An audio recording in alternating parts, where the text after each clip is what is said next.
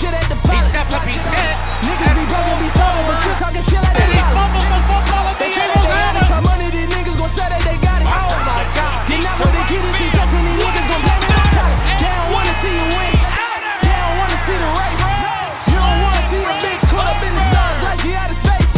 Mention that they kinda at the mention and I'm running out of space.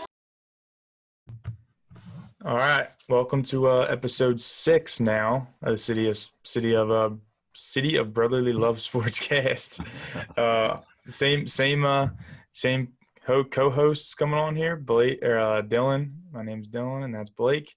We're gonna just go over a little bit of each team this week. Obviously we know everything that's going on with the Eagles and the Flyers' big start yesterday, so we're gonna break everything down and let us know what you guys think at the end. Quick shout-out once again, our weekly shout-out, Heart of Philly. Got the hats. Shirts look great. We got a new logo coming for you guys, so be hype. But let's get started.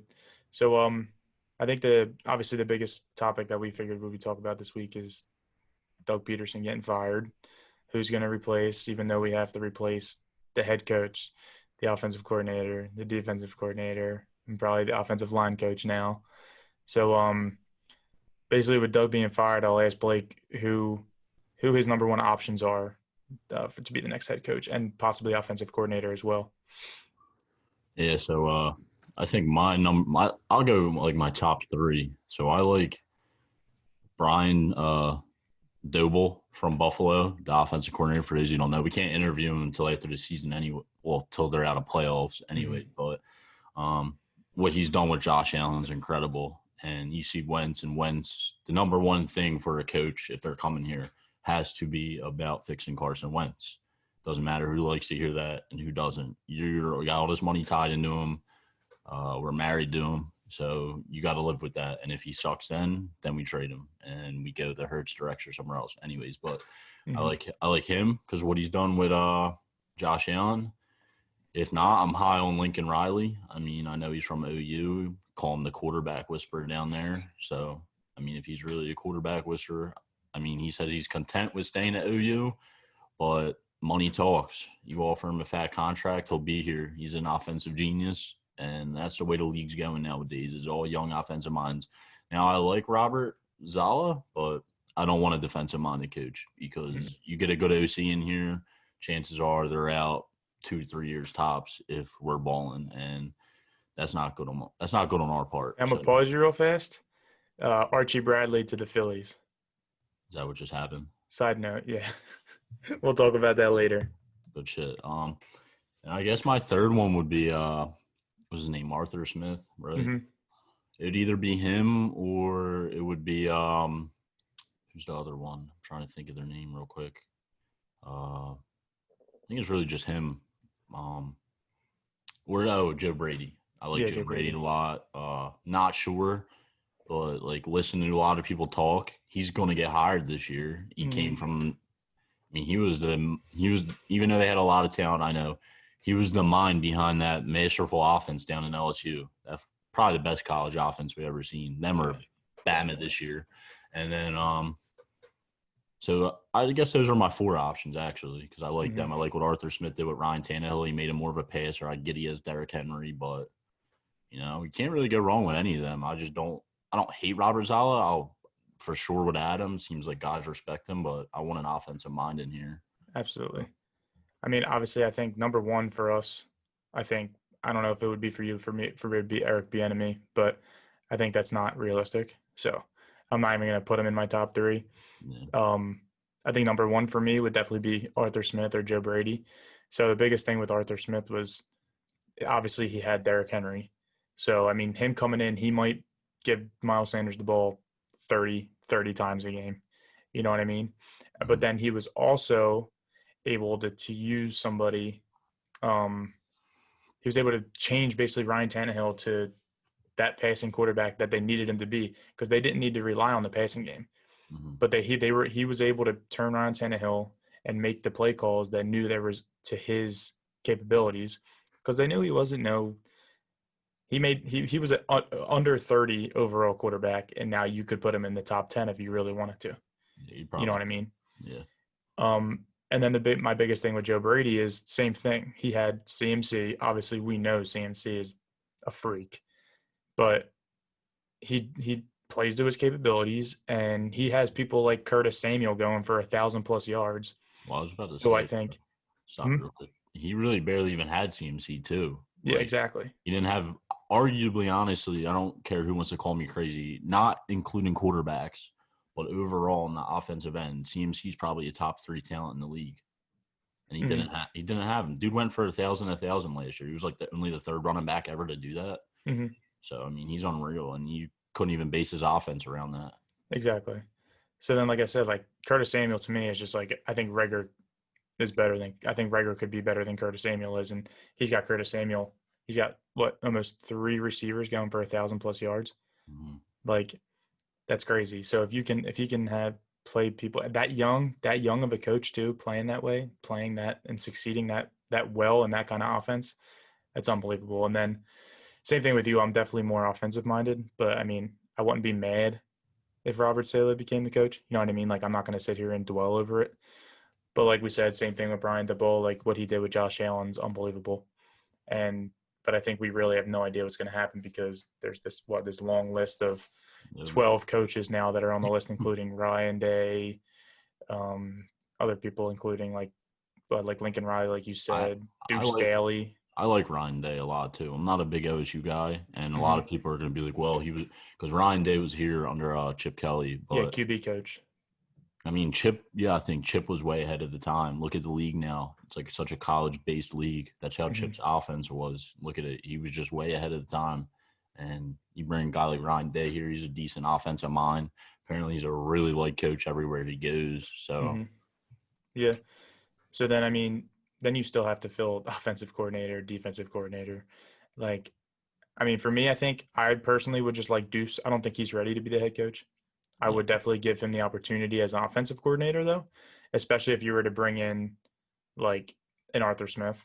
I think an Arthur Smith with a Deuce and then like a D'Amico Ryans maybe a defensive coordinator wouldn't be the worst. I think D'Amico Ryans needs somewhere to start, and a situation like this would be good for his career and possibly something else because he's been the linebacker coach under Saleh. So that's the thing. Say we get Robert Saleh, D'Amico Ryans probably is the defensive coordinator. Well, I think they were talking about it. I might have the names wrong. If you hire Zala, I think like he's already bringing 2 people with him. I think it's like Mike McDaniels and I think Mike LaFleur or something like that. Or Matt, One will be OC and one will be DC. Makes sense. That makes sense. Then you have other options at defensive coordinator like Matt Patricia, if you really wanted to go that deep. But there's people out there though that have the experience. You know what I mean? Yeah. And then I think losing Jeff Stalin is going to be huge. Yeah, he's probably the best coach on the Eagles this year. Absolutely. You have an offensive line that our line's been great under him ever since he's been here. And number 1, I think, 7 out of the last 8 years or something. Yeah, he's been unreal, dude. He's made these players. He made guys like Kelsey a lot better. Got the most out of Peters even at his old age. He's made guys like Vaitai look functional at times, stuff like that. Because Vaitai sucks now. He's out there. I think who's he robbing? Like Detroit of money. He's robbing someone a lot of money. So yeah, I mean, this is going to be one long off season. It's going to be exciting. It's exciting. No, it is exciting. It's change. You know what I mean? I'm just at this point we're definitely stuck with Howie. I think he's definitely staying for sure. And then these mock drafts just keep changing. So I don't know what stud we're gonna end up with, but give me Devontae Smith. I'm telling. It depends what Miami does. Really, it's all gonna come down to what Miami does with the pick. Them or Cincy. Yeah. Well, Cincy, I think Burrow's got to be in someone's ear saying Jamar Chase. Atlanta probably goes Zach Wilson because apparently I thought they weren't going QB, but their owner apparently said he doesn't know if Julio or Matt Ryan's on the team next year. I just read something crazy saying that Urban Meyer might go insane and take Justin Fields number 1. No way. I was like, yo, that would be fucking crazy. The Jets would cream. That would fuck the Jets draft up. I know. That would be fucking wild. but yeah, as the season moves on, or as the off season moves on, I think the draft will be what, May, right? So then once the draft comes up, we'll have a lot more to speak. And then Mhm. as interviews go on, they've been interviewing people all week, so we'll keep everybody updated on that. Yeah. So the next big thing, Blake's little baby here. Obviously, the Flyers 6-3 fat dub over the Penguins last night. Definitely an outstanding start. So basically, I'm still working, getting myself down, getting the Flyers, I'm starting to learn all the lines and shit like that. But Mhm. that you definitely know more about this, so I'm gonna let you take lead real quick. So, first thing we both noticed, because Dill just got home and turned the game on, he texted me, was we were down 1-0, obviously. That first goal wasn't on heart. It was trash, by the way. Dude was backdoor wide open, point blank. But their power play, I don't know. There's only one game, so I'm not going to sit here and rave. But it wasn't even – I don't even know if it was like a mix of their first and second unit, because they had like Voracek out there. I think they had Hayes out there. They had Gustafson out there, and they had Nolan Patrick out there. They didn't even have like Giroux. They didn't have Coots. And I don't think they had Provy out there for both those goals, or he was out there for one. So it was like crazy because that second unit looked incredible. Or if it was like a mix, because I think I'm almost positive Voracek was out there both times. They must listen to this podcast. That's why. Yeah, they must. They must have been listening to you specifically, because that's what you were calling for about the playoffs. Facts. That was huge. Gustafson was just accurate, throwing the puck on the net. They were both nice shots. I mean, they probably would have both got saved, but you get a couple deflections. One went Nolan. I didn't even know it touched him at first. And then the other one was who was it? Like, was it Farabee maybe? I don't know. No, Farabee was the mid. He was in the corner. Who was the other deflection then? JVR. JVR. Yeah, it was JVR. There you go. Yeah. See, like, I don't even remember that. I remember all the goal scorers. I just completely forgot about him because besides that goal, I feel like he did nothing last night. Yeah, dude, the power play looked incredible. Yeah. Even the third one, they're shooting the puck. Maybe it's the fact that they don't have a million fans in the stadium telling them to shoot. Hopefully it stays that way. Yeah, so I think they went, what 2 for 3 last night? Yeah, 2 for 3. And the third power play, they looked down to score again. They just didn't. Yeah. So all the lines look incredible except line 2, I feel like Konecny, well, we thought he had the goal. He gave it to Oscar off his dome piece. Yeah, that line was like a little hit or miss for me. Like Coots, Konecny, and Oski, they'll get it going. I'm sure they'll get it going, but right now that first line looked incredible. And that third line, I've been raving about it all week to people once I seen the line combinations come out, because Nolan Patrick had a great training camp. He's finally healthy. And that's the hugest thing is if the migraines stay away and this kid's healthy, I'm telling you now, we're probably getting to the cup, because nobody's third line matches up with our third line in the league. Absolutely There might be like a team that can somewhat come close, but I don't think so. I think the depth on this team's incredible. Even saw the fourth line get them in action last night. They pretty much iced the game for us. It was like the fourth or fifth goal. Raffle just bang. Scott Lawton heads up pass right in front of the net. So, I mean, the depth of this team's incredible. Defense was all right. I think they did a good job. Like, I don't think the goals were just the first one backdoor. Someone lost their man. That can be corrected. And hard to give away on that power play was terrible. Yeah, it was. That was bad. There was a few people telling me like Hart was like, but I thought he was good. The first and third goals, he couldn't save. The third goal, that dude just picked the corner and it went in. And the second goal was all on him, obviously. His stick handling's always been a kind of question mark, but he's a young stud. He's already elite. Yeah. And he's just going to get better. So you're not going to be perfect at 23 years. You won 6-3 anyway. Watch this kid bounce back. And I'm not going to say we're going to get dominated tomorrow, or watch us maybe get like sort of like outplayed, or like it be like a back and forth game, but him be the difference maker tomorrow. Exactly. Yeah, I mean, he still had 31 saves. So like you can't sit here and say he was bad. And then I think my biggest thing that I was able to point out was like Joel Farabee. Obviously, he got definitely the player of the game. Played out of his mind. Apparently, but he ended up with 4 points, I think. Yeah, he ended up with 4 points. And, yeah. I didn't know this. My boy told me this. Apparently, he added like 15. I don't know if it was like 15 pounds, but he added some weight in the off season, which is huge. Oh, wow. Because he always looked good. But, I mean, dude, to play with Kevin Hayes and Claude Giroux, that's a luxury in itself. Yeah, it is. But he looked unreal. He looked the best on that line yesterday. Like Yeah. Hayes looked good at points. G looked good at points, obviously. But he looked so comfy on the puck. I'm not expecting 4 points from this kid every night, but I'll tell you what, he could maybe go for a point per game all season Absolutely. if that line stays together and if that line plays the way they did yesterday. It was only one game. Could have just been, they're going to have bad nights here and there probably, or off nights, that line, but that's unreal, dude. I just think it's such a luxury when you have like guys like Provy and Myers playing with every single line. Like what I think clocked in like Provy put in what like 34 minutes or 34 minutes last night or something. He's always going to play on real time. Unbelievable. In playoffs, he's just going to be a workhorse. They're probably going to win. He was hitting 40 minutes in the playoffs. And he'll probably see that again like every year. That's what the top defenseman always does. But Myers too, like he looked good last night, I thought. And then like Zanheim and Gus looked good on the power play. He's not the best defensively. He's like a ghost. I think That's what I'm saying. I think he's better than Ghost defensively. Yeah. He's Ghost. He's pretty much Ghost. He had a good season like Ghost did. And like that 1 year Ghost had when I think he had 60 or was on pace for 60. He was really close. But I think one downfall that I saw, I think Voracek definitely looked a little slow, personally. Honestly, I thought he looked good. Maybe he did look a little slow. I think maybe everybody else just outshined him, maybe, I guess. But he had a couple nice plays. So yeah. I like that third line a lot. I don't know how I feel about JVR, though, but I guess the third line looked good. So last year JVR played well. Yeah, he got the goals. He got snake bitten a couple times, but if he can be functional and provide some good depth, Voracek with Nolan, I'm pretty sure they played together. It was either rookie year or second year, and it was actually the end of his rookie year when Nolan started the ball, and Voracek were on the same line, so I like that. But yeah, as I gain the knowledge, like you can see that this team is just they're made to go deep. You know what I mean? Yeah. Like there's not many teams you can say that could go 4 lines. We might win the East Division. It's early hot take.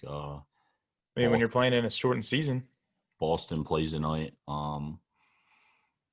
We beat Pitt. Pitt they're good still. They got Crosby, obviously. They got Malkin. They got Kuznetsov. They got Letang. Like I said, Jerry's a question mark to me. I fucking have that dude in fantasy, and he got lit up last night. So, they got some talent always, but they ain't matching with the Flyers this year. Their star talent's not going to be able to put them over us for sure. They'll probably win a game or two against us, but yeah, we're going to have their number. I think the same thing. I don't know with the Caps yet. We play them. They're always a tough game, but I think we're better than them. We'll get into it more. We'll see more next week. We're going to play Buffalo next week.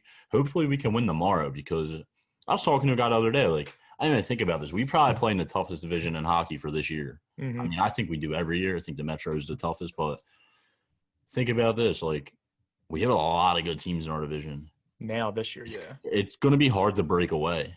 Like, it's every game literally counts, and it does for every division. Like, that Canadian division. The Canadian division's crazy. That's probably the most fun division to watch, or going to be, because there's a lot of entertaining matchups there. And, like the rivalries, it's Canada. Like, it's like territorial, dude. It's like, and they fucking bleed hockey. So, I'm thinking, though, like, me and the guy are talking about it. I'm like, man, the Flyers might be lucky to, like, at one point during the season, like, they'll stay consistent, but, like, just string along 4 wins in a row. But I'm starting to think about it. Like, I don't know what's good with that Buffalo team, but if we beat Pitt tomorrow, we can probably go and sweep Buffalo next, because Buffalo's not going to the playoffs. They're not. No, they won't be a playoff team. No. But, this next Penguins game is going to be scrappy after the way that the first game went. TK and I don't know if it was like Tanev or who it was. They were going at it like all night.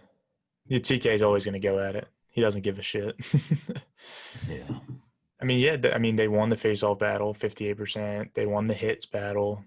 So that's always a huge thing with us. We're so good on face. We were the best face-off team in the league last year. And usually the team who wins the most face-offs, I'm going to say wins the cup, but usually wins that series or wins their games most of the time. Because of that, yeah. Because you're controlling the zone right away, and that's huge. You have Giroux. He's a top 3 face-off guy in the league. I don't know if he took a ton last night. I'm not sure. I think Coots went 100%. Coots is great. Hazy's great.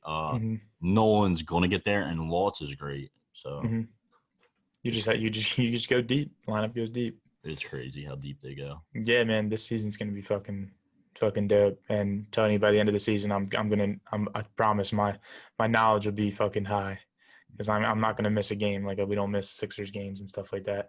I mean, it'll be a cool season. Like, the Lake Tahoe game got confirmed against Boston. That scenery looks fucking dope. I wish I It could looks get out sick. there for that. It looks dope. Yeah, it looks sick as fuck. And we got some friends out there that live, so I'm gonna find out if they can go and snap some pics from the mountains. So we'll see. Fire. But so I got, obviously we'll talk more. We'll come back to them, because it's prime time now, baby. So I mean, another team that's prime time is the Sixers, obviously. A lot of different things I want to talk about them. They started off 8-4. 2 of those games probably shouldn't even have been played because Adam Silver don't fuck with the process. And then the Harden situation, the Simmons situation. We could talk a little bit about that. So obviously they 8-4. What are you seeing so far from what we talked about last week? They played 3 games this past week, or 4 games this past week. What'd you see? Obviously, a bunch of hurt players. So I watched a couple of the games. Like, I watched the Heat game the other night. That shit was lit. Yeah. Who else did they play? I don't think we covered them when they played the Played Nets the Nuggets and the Hawks. Okay, they played the Nuggets. That was a great game. The Maxey 39. I didn't catch. That was the day or what? So we didn't catch that. Yeah, exactly. Yeah, we watched. We didn't watch that, but Maxey took like 30-something shots. Yeah. Was 50% on shooting. Had 39 points as a rookie, and it wasn't like an empty 39. Like, that game was competitive and close, and you're missing Ben. Joe played, but you're missing like Toby. You're missing Seth. Trying to think who else. I might have been Shake. You're missing Shake, dude. Huge bench piece. So, like, it was crazy. Like, you hung in there with one of the top teams in the West, and the Rook really he really like earned his stripes with that game, dude. Like, I love him. Been loving him all year. That was crazy. And the Hawks game was that got ugly. I didn't expect it to get ugly, but I think they blew us out, didn't they? Yeah. They blew us out. I watched like the first quarter or so. And they were healthy and we weren't. Yeah, it was close at first, but Trae Young, I think, went off. That dude smells anyway. Forget who else went off. I think like John Collins had a nice game. Cam Reddish, I think, played pretty good. Their team's all right. The Hawks got a nice little squad, but when we're fully healthy, we should beat them all the time. Absolutely. I mean, dude, there's no reason why neither of those games should have been played, obviously. But I mean, outside of that, dude, I'm telling you right now, Embiid is going to either win MVP or be top 3 in MVP voting this year. I think he's number 1 right now. Right now, he should be number 1. He just dropped 45. He just dropped 45 2 nights ago. At least people have him at number 1, I think. Mm-hmm. It's right now. It's him, LeBron, and LeBron's up there, really? Yeah, a lot of people have LeBron as 2 or 3, and then I think Steph needs to be top 3 or 4 right now for sure. I fucking love Steph. That he hears the haters. Yeah, and people were writing him off for saying he's overrated or can't handle the load. Mm-hmm. Fuck y'all. They have a brand new team, pretty much. And they're all younger guys now, because that Warriors team always used to carry vets on top of their star talent. Now it's Kerry, Draymond, and it's all young talent. Mm-hmm. Like my guy, Eric Pascal. Kelly Oubre is not that old. Andrew Wiggins he's a vet now, kind of, but he's still young. They need time to gel, though. I know Wiggins was there at the end of the year, but you got Wiseman. He's starting for you. He's gonna be great eventually. Yeah, he's just a rookie, so he has a lot of learning to do. And then their bench is just young, like they're not. So, but whatever about them. But yeah, dude, fuck Adam Silver. That dude can fight me, because we're sitting here. Boston, I think, went through the same thing, and they had 3 games canceled for it, and the Heat originally had games canceled for it, but then they were playing us. So I guess they were like, well, fuck the Sixers. Heat are going to play them. And Mike Scott wasn't even dressed for us. They forced Mike Scott to dress. Yep. So you have to have at least 7 players. And we're carrying 7. Mike Scott, they forced him to dress. And I remember watching the Hawks game. At one point, I'm like, man, our team's really fucking hit with COVID. I'm like, where's everybody? Like, I knew everybody, like, a lot of people got hit, but I'm watching that was when I was watching the whole team, but I turned it off because I was just like, I'm not going to want to watch. It's going to get ugly. And Maxine Embiid and Danny Green. And then you have, like, Isaiah Joe starting. yeah. And who's the other dude? Matisse or Dakota Mathias. Dakota Mathias? Yeah, I thought it was, like, whatever. I don't know.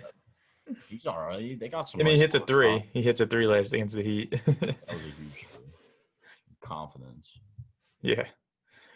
But, We'll see, man. Obviously, we know that this COVID's going to be a thing all season. Like, hopefully they fucking are on our side and they let us. If this happens again, you have to give us that time. Like, you're giving all these other teams this time to. Even if they just miss, even if they have to cancel one game and then they're getting hit with one bad game, they're not getting hit with two bad games. You know what I mean? Like, it's just shitty because we were 7-1, and then now you're 8-4. yeah, it's bullshit. So every game matters. Yeah, and then moving on from that, we're not going to get too deep into it. I mean, and then you have the whole Harden situation. So as we know, James Harden was traded to the Brooklyn Nets, which sent Karis LeVert to the Rockets, which the Rockets eventually traded LeVert to the Pacers, and the Pacers sent Victor Oladipo to the Rockets, which also sent Jared Allen to the Cavs, which I don't know what the Cavs are doing down there. They got like 5 starting big men. Yeah. But so what we saw is that Simmons was apparently real happy. He was ecstatic, apparently, that he wasn't traded because he believes that we have a championship caliber team. Me personally, I don't think the Nets are going to mesh very well. I think you got 3 guys who want the ball in their hands at all times. So, I mean, we'll see how it goes, but I would love to see the Sixers do something. So right now they got $8.2 million trade exception from the Horford deal. So that could definitely – you can push that on any kind of trade, specifically like a Beal or a Levine, but you don't know what comes out of that if Simmons still has to go for that. But the deadline is March 25th, so we're going to watch. But what do you want to see? Like, do you want to see them make a big splash, or do you want to see them get some role players? Their starting 5 is undefeated, but I'm going to tell you now, they're not winning. They might compete, but they ain't winning. They're not getting to the finals with that starting 5 right now. Mm-hmm. I love Ben. I mean, maybe I just don't love him now as much as I used to because I'm tired of him. I'm sick of him. I used to love that dude. I still do. I still support him. But I don't know how anybody watches this dude and doesn't get as frustrated as I do. Like, I finally am there. I used to be like, well, I hear these people calling in on radio shows or saying this and that. And I used to be like, no, I'm holding off. He's young. There's a video of this dude, and it's not just one video. You can watch the games all night. I don't think I sent it to you. He literally just he passes the ball to like Danny Green. Danny Green passes it back. He acts like he's about to drive. And Kelly Olynyk plays off of him. He could have pulled up and shot, didn't shoot, and he kicked it back out. You just wasted 6 seconds of the shot clock, bro. Like, it's frustrating. And, like, I'm not saying you because I know, like, you'll say, like, if he gets a triple-double, but if he has more points. But, like, people – I was arguing with somebody yesterday. They were like, well, you can't give up all these picks. Well, first of all, in the NBA, I'm pretty sure you can't give up back-to-back first-round picks, like, yearly. It's got to be pick swaps. So what? It's not that big of a deal. Those picks do matter to a degree. But they don't matter that much when you're contending every year. If you bring a James Harden in for Ben right now, like, that's my whole worry. And that's why I'm kind of mad that we didn't get Harden. And because if you get Harden and Embiid, the spacing on the floor is crazy. You already see how much Embiid goes to the free throw line. Well, Harden goes to the free throw line how many times a game? Like 20, maybe a little less. That's 3 points all game. And he passes. I mean, I'm not going to say he's like a legitimate better passer than Ben. But he gets a lot of assists. He does pass the ball. He gets a lot of rebounds. Okay, his defense, it's not great. You're going to put him on probably the worst player on the other team anyway, but so fucking be it, dude. I'm just like, I don't know. I love Ben, but I think he's good in transition, and he's good guarding 1 through 5, which is fine because defense is huge, but he doesn't produce enough offensively right now. And people are like, well, some people are like, I'm not getting rid of him after one bad game. It's not one bad game. It's like that Heat game was just what we've known all along. That's him, dude. That's him. And like people will brag to me about like a 10-10-10 triple-double. Like, get the fuck out of my face with that. It's not impressive. I'm sorry. It's not. Mm-hmm. I don't think it's impressive. 10-10-10. And another thing is when B needs a rest, maybe he'll step up, be the man, but he didn't step up and be the man earlier in the season with the Cavs. And all I'm saying is you have a James Harden in those games instead of Bede, you're probably winning. Or it's at least closer. Not getting blown out by the Dookie-ass Cavs. Yeah, because you're going to have those games where Embiid needs rest and Harden's going to drop 50. Yeah, I just think I'm overreacting a little bit, but because they can make another trade. My thing is if they added Beal, Beal's like he's not like an assassin. He does average 30 plus. And what do you got to give up to get Beal? You probably have to give up Ben again, unless Washington's okay to give up like I guess you'd give up Toby, but at that point, but that's the thing with Beal is I don't think they would want you're Ben still not, because of Russ. And you're still not winning anyway if you give up Toby for Beal. So it just puts you in the same spot you're in now. And I think your defense is better with Toby than it is with Beal, in my opinion. Yeah. So it's like, and Toby's been giving you 20 a night, and he's been playing really good under Doc. So it's like, I don't fucking know, dude. And it's a weird situation. I don't know what else is out there. Like, you could go for a Levine, but that dude's killing it this year. Man, I don't think Chicago wants to get rid of him. Not now. He's too young. Man. Yeah, I don't know, man. They have – so that's why I'm kind of leaning more towards, like, the role player type thing, you know what I mean? And this emergence of Maxey really could – I would love – I mean, not recently. You had the one game where Danny Green put up, like, 27. Like, I would love for a way where you could – if he continues to progress the way he is in Maxey, where you could push Danny Green to be the sixth man off the bench with Shake and start Maxey and maybe move Ben to, like, a small forward – or like he'd probably need to be the power forward, but I don't know. He makes the offense so difficult because you don't want to put him and Bede next to each other down bottom. So that's my problem. He gets paid big bucks. Like He's not even like, everybody gets paid big bucks in the NBA. He's on a max contract, and he's never the man. He has a game every once in a while. Like I think I was actually at the Ashburner for the night you got engaged. They played the Warriors that night. He went off. I don't know if you remember. I don't know if you really focused. They had the big screen up, and he went for like 30 plus, and I think the Warriors had KD at that time. Mm-hmm. And they did. Obviously, he was healthy too. Yeah, and he went off that game. Ben just completely took over, and it's like, why can't you do that every night, dude? Like you're such a head case that you can't shoot a ball. Like I'm not trying to compare a situation that might not make sense to a lot of people. That are like, well, you're not a pro. Like if we go out and we shoot around, or if I play with a bunch of people, I might not take a ton of shots. But it's like if I'm playing with even good people or everybody's better than me, I'm not afraid to shoot the ball. Yeah, I'll eventually stop myself, but I'm going to shoot, dude. It's not hard. Like, how are you that mentally how does it mess you up that mentally when basketball, the main thing you do is shoot? Like, maybe you should have been focused on shooting the ball in college instead of making a documentary about yourself, you asshole. Yeah, it just really pisses me off sometimes because you see in practice how he's shooting, and you see these videos of shooting, and you see him at the free throw line, but then he's still going 50% at the free throw line, and he's taking one shot a game. Like, I get it. So, like, my biggest thing is I don't want to judge, like how you said before. Like, obviously we had issues with Brett Brown's game plans before. Like, they weren't centered around him to be the number one threat.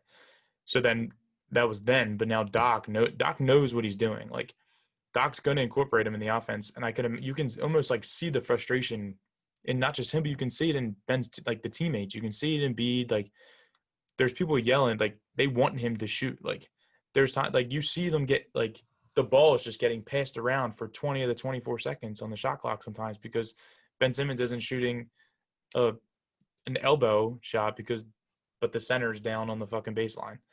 Like, it's shitty sometimes because you can see the potential he has and how much of a generational talent he could be. If all he did was add 30% shooting to his game. Yeah, it's all he needs to do is he would probably be a 40% shooter in the mid-range easily because the shot looks nice, and when he does hit a mid-range shot, it looks nice. Yeah.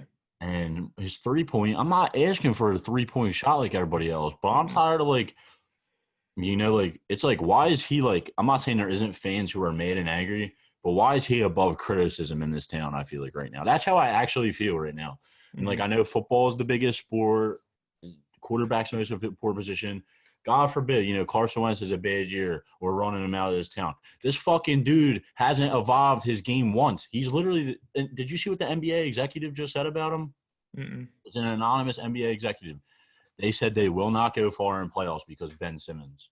He literally does everything great but one thing, and he refuses to add that one thing to his arsenal.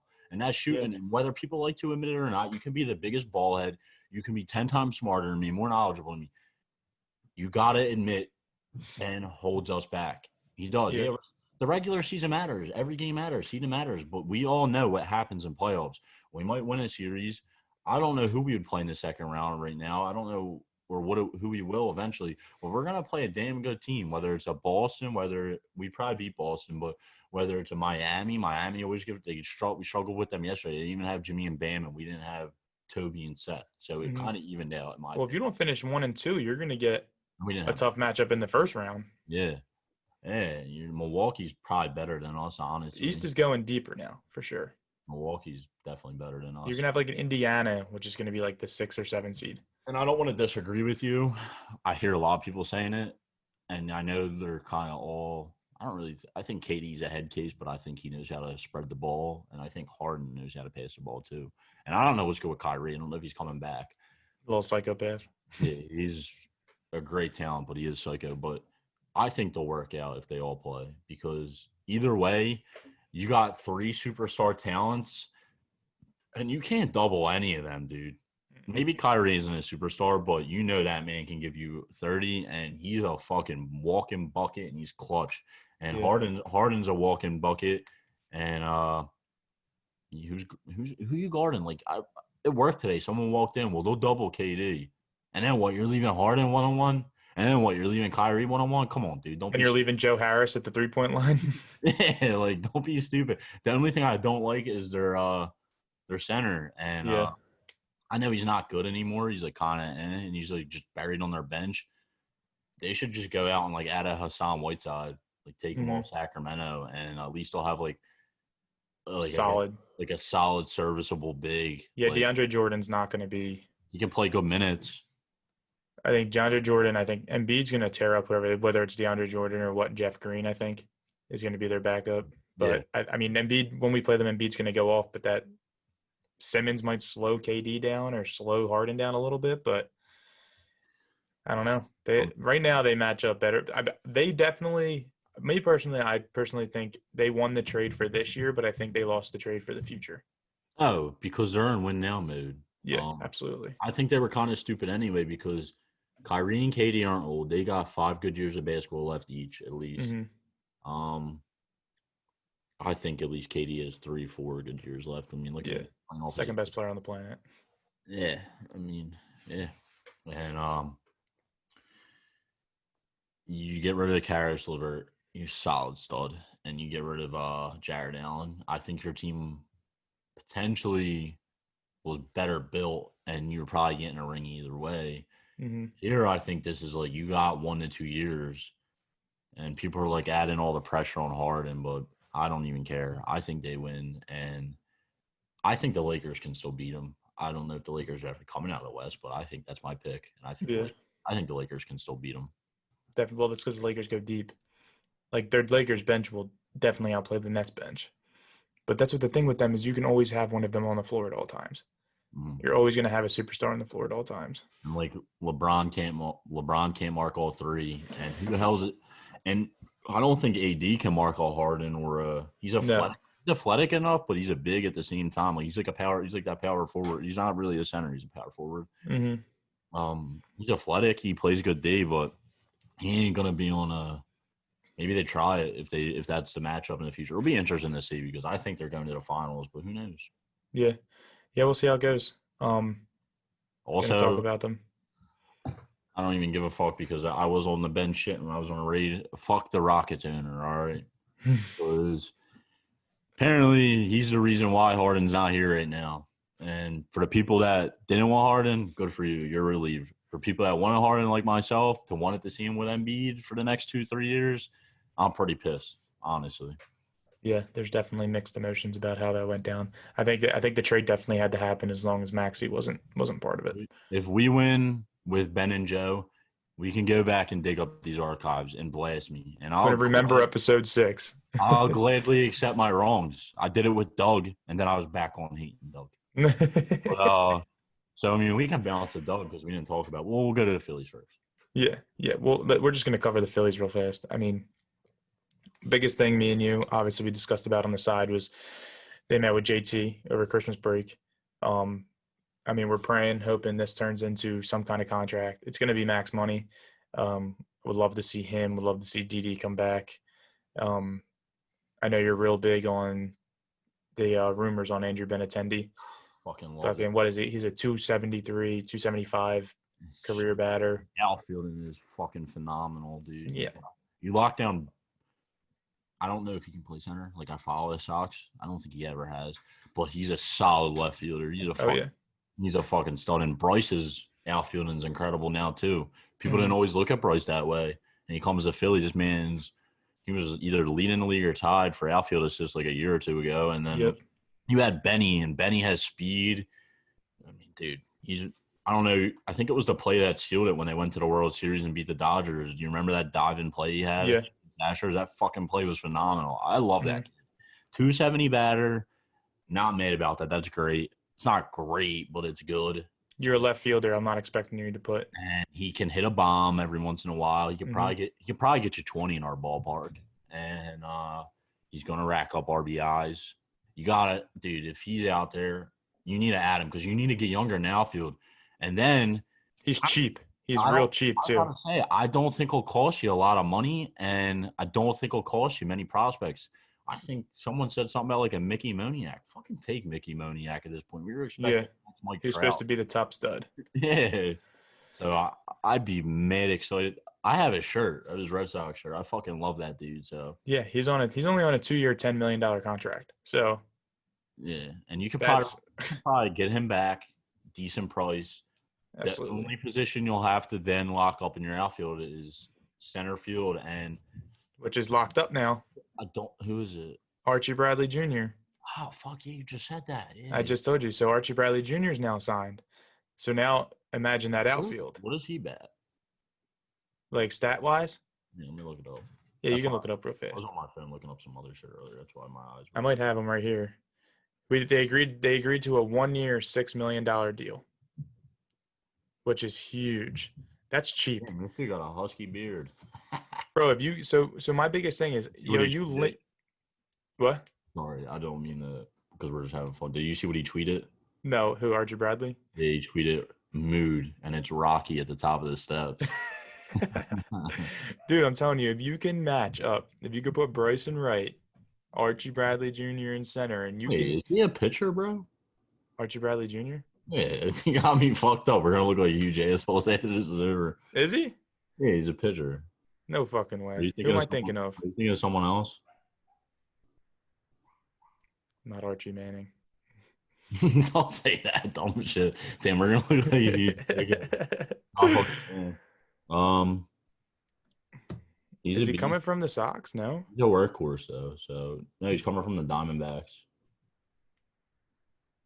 Wait, I'm hella confused right now. Let's see. I'll look something up.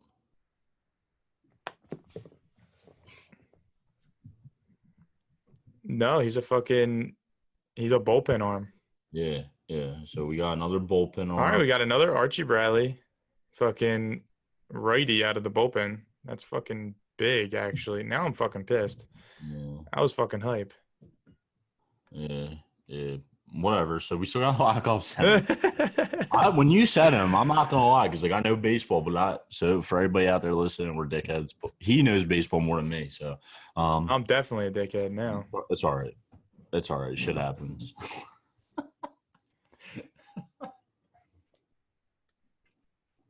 All right. So I'm not an idiot. There was an Archie Bradley Jr. that used to play center field for the Red Sox. Okay. All right. I'm not too fucking dumb. All right. So now you add the bullpen arm. So never mind. So now when you go back, can you think about adding? Because we were talking about Benintendi, but apparently they were also just linked today to Marcus Semien. which is the left fielder from Oakland, who's been the stud pair with Ramon Laureano out there. So, I mean, and then they're also talking about you can bring in an Alex Colomé, which is the closer from the White Sox. So, I mean, Hand's still out there too, though. Brad Hand, you still have Kirby Yates. Like they're making the bullpen look good now. It's already better for sure. I'm confident they're going to get this JT deal done. I'm not sure about what they do as shortstop, and like we just said with center field, I mean, McCutcheon's going to play probably. Mm-hmm. So maybe McCutcheon. I don't know if he has the legs for center field anymore. No, you might have to move Bryce to center or move Benintendi to center, but yeah, which I'd be fine with. Bryce can play center, but I would like a little more speed there. So like Adam Hazley's not the fastest, but did he play every day last year? What was his deal? Because when he was up at times, he was batting like 280, and he was. We had Roman Quinn playing a lot, so if that dude could just get his bat right, I would be obsessed with. Amazing fielder. I was about to say he plays some stupid shit every once in a while, like a horrible error. Like I know everybody has an error every now and then, but some of his shit is just mind-boggling. Mm-hmm. But I always loved Roman Quinn because of the wheels, but I don't know, dude. We'll see. I mean, I don't know if the Chris Bryant rumors are kicking up again. I texted Dill, but I would take him at third and move Baum to first and say bye to Reese because I'm over Reese. He's another athlete. I'm over in his town, another head case. I mean, that's more on the Phillies organization. They fucked with his swing. His swing was beautiful. He was raking, hitting bombs. They messed with it, and this dude is scared to pull the trigger. Basically, he's almost like a Wentz or like a Ben. Like Ben's scared to shoot. Wentz is scared to throw a ball sometimes. And then now coming off the surgery he just had, his swing's already fucked up. You can see him posting on Instagram. He can't even swing the bat barely right now. He's slowly coming back. What do you get? Hip surgery? I think or maybe it was hip surgery, but that's something then, if it's affecting the swing. Yeah.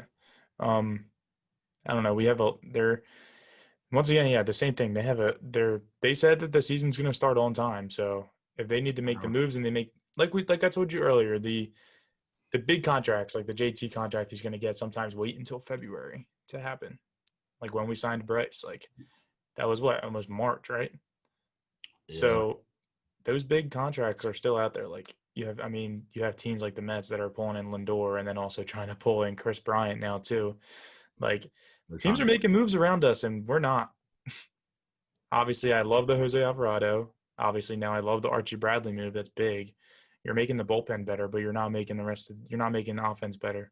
I've seen something like, I don't know if it's like good. I would assume so. In like his last like 234 innings pitched, he's only let up like 19 home runs. Mm-hmm. I don't know if that's good. I don't know because I don't know how many innings he goes. Yeah. He probably goes one or two, so I guess that's not too bad. I think it was like 19, or it might have been under. I don't know what the tweet exactly said, but so fucking big. Yeah, had another bullpen arm, and he's not throwing meatballs like the other guys, so I'll take that. Yeah. And I don't know. Whatever. We'll see how it plays out.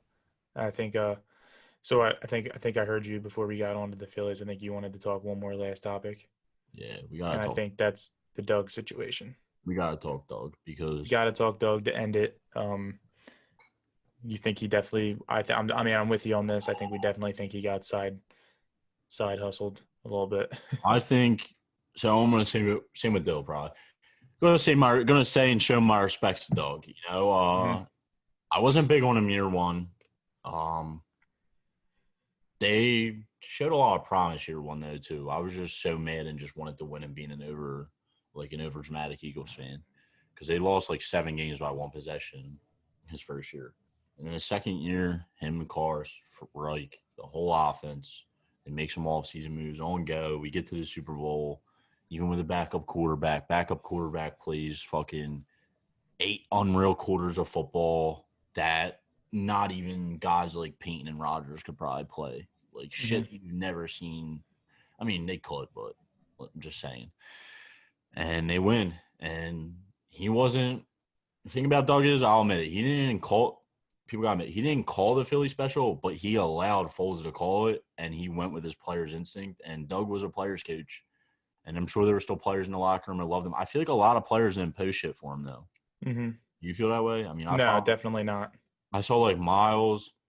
I saw Ertz. I think Jenk even posted something. I don't think I follow him still. I don't know if I saw him. I probably just didn't see it. But I Mhm. follow a lot of guys. Like I follow BG. I don't even think I saw BG post something. Maybe No. I'll have to go back and look. So like I don't know. Like, but I gotta show my respects. Dude won us. He brought us. He goes down. For when we tell our kids in 10 years, because that's when they'll be like old enough to ask us that question, and they see the statue outside the stadium. That statue is going to be the hardest thing to explain. It is going to be hard to explain, but it's going to be like, it's one of the greatest years in Eagles history, and that's the greatest moment in Eagles history. Mhm. And there's no denying that. And Doug was an ROI coach. Me and Dill talked about it. I said we're about giving him Mhm. 1 year without Howie, but it turns out he did need to go. Like, I'm sorry to Doug. Maybe he'll go somewhere else. Maybe we'll regret it. We might regret it. That's my worst fear, is that we regret it, honestly, at the end of the day, because I still wanted him gone, but I was also, like, torn, giving him a year. But his off-season plans were god-awful. Bad.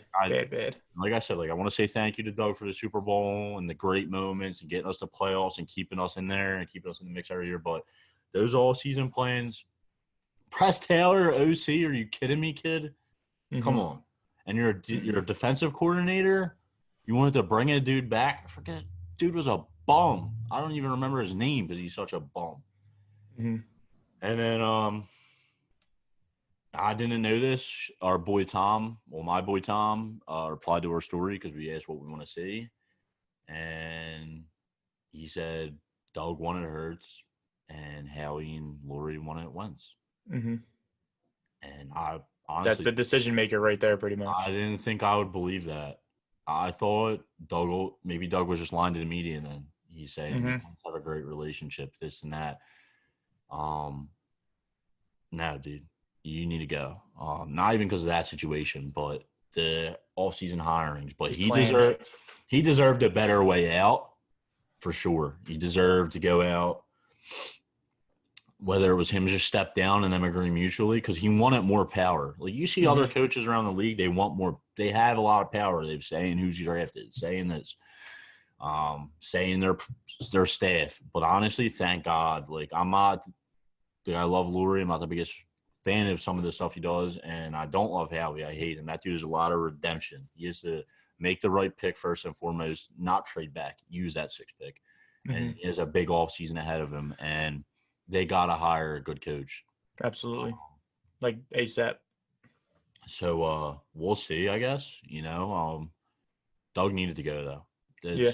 I feel bad now. I felt bad. Like, I was like kind of like heartbroken over it, because it was like, he said, like, this is the new norm. It was never the new norm. We made playoffs and we're barely scraping in 2 years after the Super Bowl, but we were a drop away from the NFC Championship, and we probably would have beat that Rams team, been back, had a rematch in the bowl. Honestly, I think we probably would have lost the bowl that year, but it's a little heartbreaking, because we went from like such great times to this. We're in this big like, I don't know. We're in like a weird. We're in like mini rebuild. Yeah, it can be done right if Howie does it right. Like, if you hit the draft right, like I said, the first thing first needs to be about a coach coming in here and fixing Wentz. And I think they clearly chose Wentz over Pederson, which is huge, because you always choose your franchise QB over your coach, usually your GM, honestly, usually over a lot of people. You know what I mean? Seahawks did that with Russ. They haven't won yet, but they've been back to playoffs a ton of times. So I guess we'll really see. They can rebuild right. If we're bringing in an offensive mind, like, I would love to go defense. No, I want Devontae Smith. People want Jamar Chase. That's fine. I'll take Jamar Chase. I'll take Amika Parsons too, though. If we do go defense, I'll take a Patrick Surtain Jr. If Sewell's there, I'll take Sewell. But I want offense, because the league's so offensive. I know our defense wasn't great, but you bring in the right D coordinator and you keep some of these pieces, and the line's still somewhat functional, and you have Slay, and maybe you get a corner this year who can play, if it's whether it's Surtain, and then maybe you get another weapon, and Wentz gets back to himself, we can probably win the East next year. I was thinking about it today. Like, I might throw some money down on us to win the East, depending on how this offseason goes and who comes in here. Because I'm not out on this team completely yet. I was 10 this season. Like, I'm like, just give me the Flyers, give me the rest of the Sixers, and hell, give me the Phillies offseason, even though the Phillies weren't showing promise. But it seems like there's signs of life there now. So, yeah, I mean, we'll see how it goes. I mean, same thing on this end. Thanks to Doug. I mean, like, we can easily agree 2017, 2018 was greatest years of our lives, easily, because that was first Super Bowl. So it's a year we'll never forget. It's a coach we'll never forget. And Nick Foles, a quarterback, we'll never forget. So, I mean, praise to them and never forget about them. But like you said, it was time to go. When you're making the decisions and you're giving a coach too much power, where you're getting to the point where he even has more power over the GM, because then reports also came out saying that he made the Reagor and he made the Hurts pick, Doug.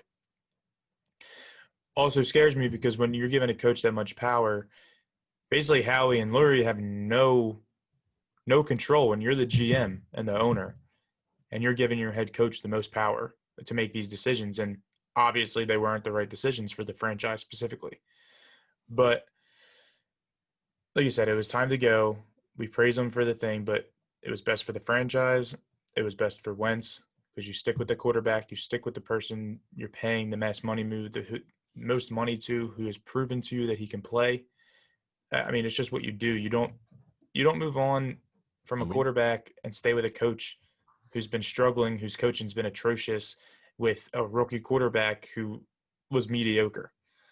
Like, you just don't do that. And I think Howie and Lurie, sad to say, because I fucking hate Howie, they made the right decision. Like you said, as long as they do this right, this team can compete. And like you said, I'm not as high on Devontae Smith, because me personally, I think Jamar Chase is more NFL ready. I think Devontae Smith is going to be – I think they're both going to be studs, obviously. But I think Jamar Chase is more NFL ready at the time. And I personally think defense, we need a defensive player at the moment. yeah. But I love Devontae Smith, so I wouldn't be mad if we ended up with him. I'm all about double dipping if Najee Harris is there round 2. Absolutely. I want Devontae Smith. I'm going Bama, baby. And Yeah. Alabama. So, I mean, but like you always say, you need to start going SEC. you need to. You have to. Hopefully Howie learns. Hopefully there's some consultants in there. Hopefully whether it's Dorsey, whether it's whoever, they're in there in his ear. Hey, you got to make this pick. And you can't really mess up the 6th pick. People are saying you can, but you really can't. No, we've talked about it. You can't. There's too many options. Unless you draft who, you can't mess this up. Mm-mm. There's literally 8 players that you could take at 6. That would be a solid pick. Nope. Besides Justin Fields, because fuck him. But I mean, moving it down once again. I mean, tomorrow night, Flyers Pens again. Tonight, Sixers Heat. Fully healthy team. Tobias, Matisse, and Shake are all back. Off season. Phillies, Eagles. We're going to continue to talk about them. Flyers and Sixers are rolling on, baby. But that's all I got. If you got anything else? No, I'm good. I mean, guys, hopefully we're more on a schedule now. We had a lot of stuff going on with the new year. And then my partner here got married. Congrats to Dill. He has another wedding next year, though. The bigger one with everybody. This was just more an intimate one with family and friends like myself. So congrats to him and his wife now, Rose. So we'll see, though. Yeah, I mean, we'll hopefully be on a regular schedule. Hopefully we'll get the ball rolling. This was probably like an hour, but maybe some shorter episodes. There was just a lot to cover this week. This week. It's a juicy episode. I mean, we could have probably did a little better, but it's juicy, you know? It happens. Yeah, It'd be like that sometimes. We're a little rusty, too. So, I mean, I think last call. Shout out Heart of Philly. Same shit as always. Our boy Shane, hit him up. But I think we out. Peace.